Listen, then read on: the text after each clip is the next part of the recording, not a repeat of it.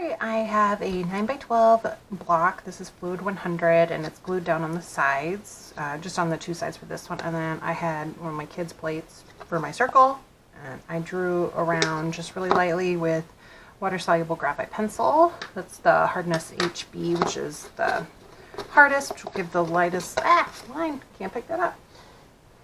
Just gonna toss that on the ground behind me for right now. Alright, so I want to start out by just doing my background inside my circle. So I'm going to get my bigger brushes here. I got around 12. You could use a flat brush or just some other brush, just so that you get a lot of water to cover the background. I'm just going to do the whole circle. And I'm not going to get quite up to the edge because I'll just wait till I get my color to do the edge. But I just want to fill in the main part of the circle here. And the reason I'm not going all the way to the edge is because when I go to lay my pigment in, I don't want it to accidentally go past my circle edge, because I want to have a nice crisp circle as best I can without having to mask it off. And I just want to make sure I spread that water around evenly so I don't end up with puddled spots. And if it's hard to see, you can kind of just tip your paper for the light to shine on it, and then you can really see where your water is. So I'm just using clean water here, and it's a little hard to see sometimes. Alright, so I want to do like kind of a gray, hazy, cloudy day background. And you can mix up your own gray by doing some ultramarine with a burnt sienna or an orange. That burnt sienna is kind of like an orangey brown. And I'm going to do ultramarine. That's just kind of my go-to for making a gray. And I like to go more on the blue side, so it's just up to you. Just keep mixing in different combinations of the two colors until you get something that you really like. And I want to go kind of a little more on the blue side. That looks pretty good to me. Alright, so I'm going to kind of just go in here with my big brush and just drop that color in, and then here's where I can go up to the edge and fill that in, but then everywhere else it'll just kind of go with the flow of where the water is. Oh, I do want to work fairly quickly here because I don't want all that water I just brushed on to dry, and then I'll end up with all these weird crisp lines where I don't want it. I'm just trying to go as steady as I can along the edge here to make sure I get a nice crisp line.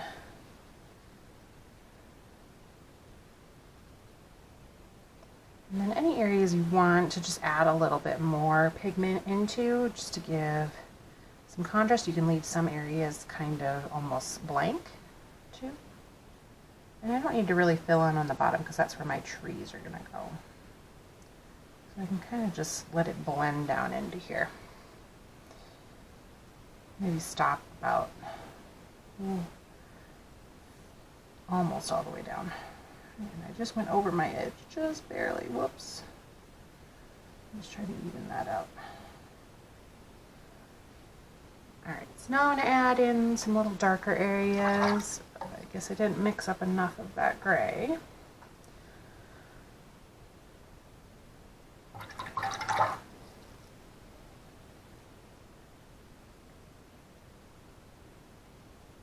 Alright, so now I'm much more blue. So it just takes some practice, just going back and forth, adding the two shades. Now it's more on the brown side, I would say. So just dab it in the blue, barely. And you can change the dilution of it as well. Like the more water you add, the lighter gray color you're going to get.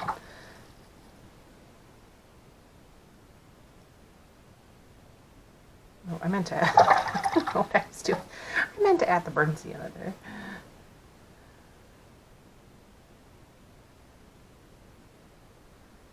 there. Okay. Doesn't need to be the exact same color, but alright, I want a little bit, maybe some darker clouds up here. Put some, a little more pigment here.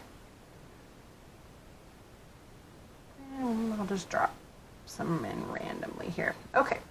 I'm going to let that dry, and just to speed things along, I'm going to use my heat tool to dry it. Otherwise, I would just let it sit for maybe about 20 to 30 minutes if you don't have that, or you could use a hairdryer. Whoa, my cord is wrapped around my light stand. Whoops.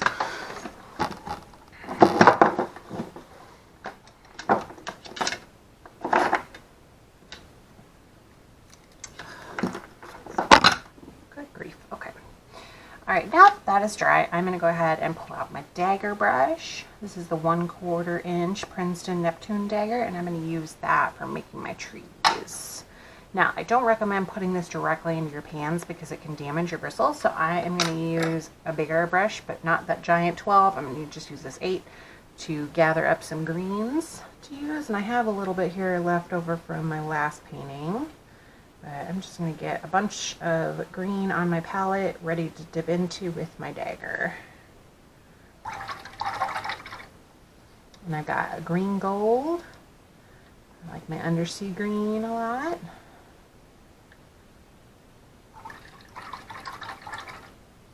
I'll do some deep sap green.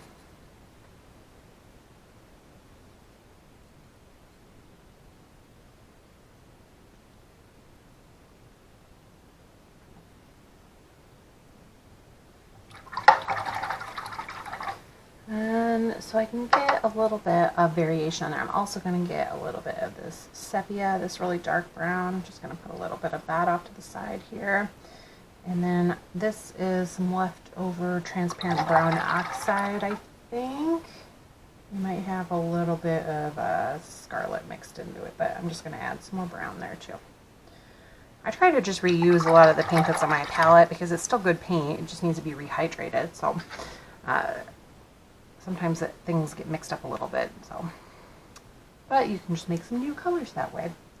Alright, so I want to start with like some tall trees going this way, and then they'll get smallers that go this way, and then they'll come back up again, and maybe not quite as tall on this side, but I'm just going to vary up the size and the colors of my trees, and I can add in some of the green and the brown. If you want to mix up your own greens, just try out different shades of blue and yellow together to make some different greens.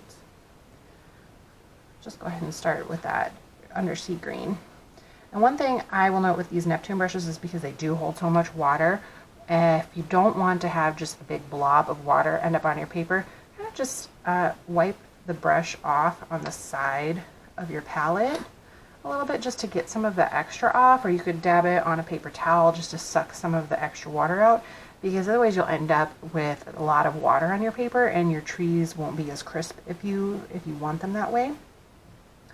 Now with this, I'm actually going to go past my circle. I want them to kind of come out of it. I think in that, what does Bob Ross do that all the time? Like he takes his mask off of his painting and then he adds a tree around the outside. I kind of want to do that effect. So I'm just going to make my guideline, like my trunk of my tree here.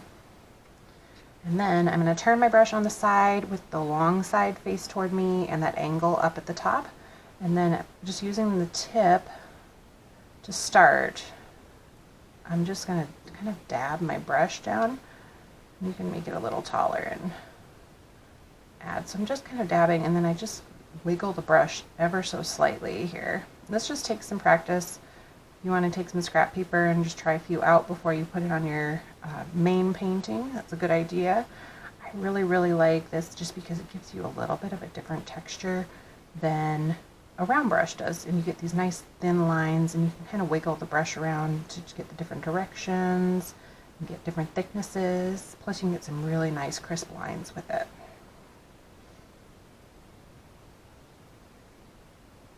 I kind of want to make these a little bit skinnier too, so I'm not going to make them too full.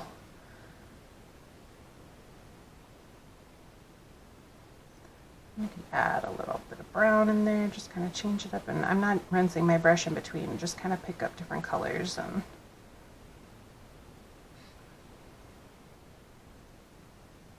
just let them bleed together on there.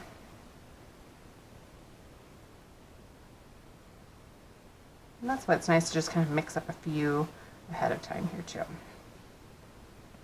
Alright, so it's going to kind of disappear into the bottom here, so I'm just going to just fill that in. And just a kind of an uneven edge here.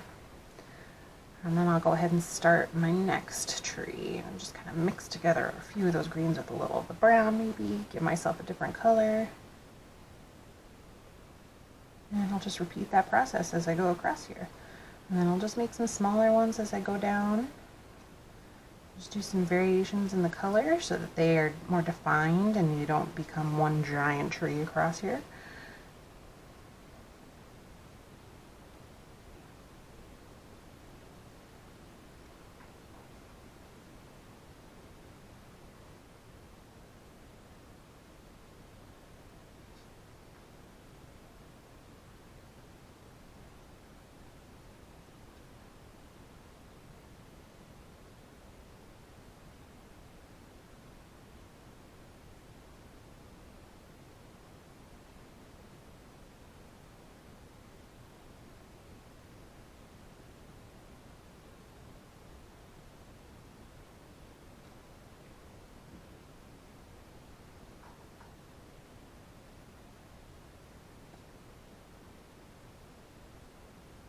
right here, and I kind of smooshed my brush. You can see got a little smushed here, so I'm just gonna brush it against my palette just to straighten myself back out again here.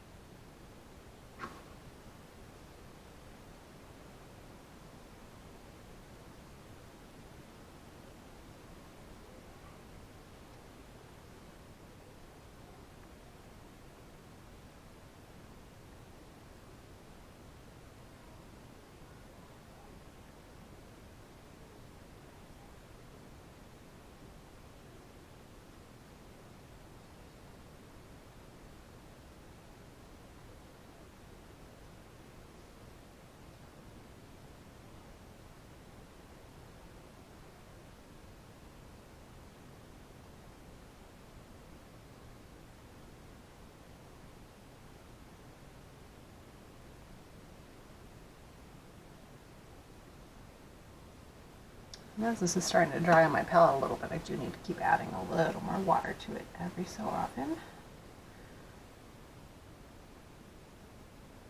And I got a little too much, so I'm just going to very gently wipe that off on the edge. You can see I got a little too much water.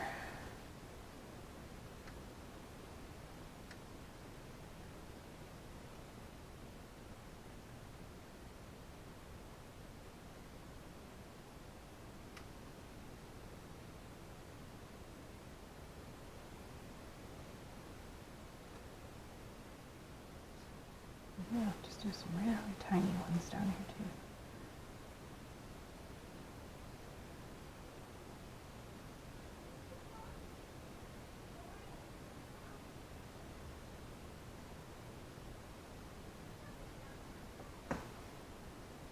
And I'm just going to slowly kind of work my way back up on this edge here, and I'm just giving myself kind of a base here to go around. And all the trees are just kind of overlapping each other a little bit.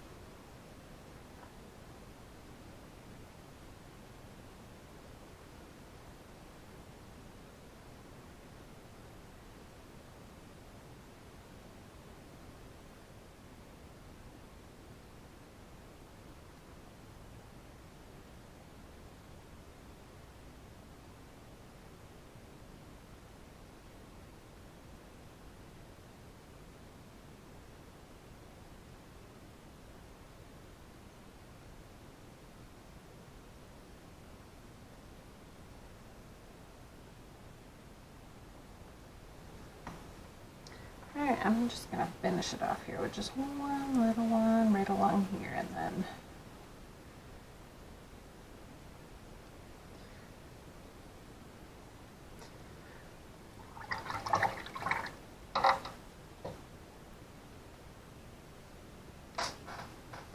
alright, a nice little finishing thing we can add is maybe just a few little tiny birds. So if you've got a really little brush here, I've got a round size 1. And a little bit of black still left on my palette from another time. Or you could just do a really dark gray if you don't want to do that, or a dark brown, something like that. I'm just going to add some little birds here. They're almost like a V, but a little curved. Make them very tiny because they're way off in the distance. Alright, there we go. That turned out really pretty, and I think this would be nice to probably scan it in and digitize it, and then maybe add some kind of little inspirational saying across the top of there, or a little phrase or quote or something like that. So I hope you enjoy painting along with me, and if you want to share your projects with me, I'd really love for you to share them with me. You can tag me on Instagram with Mrs. Hand Painted. Thanks for watching!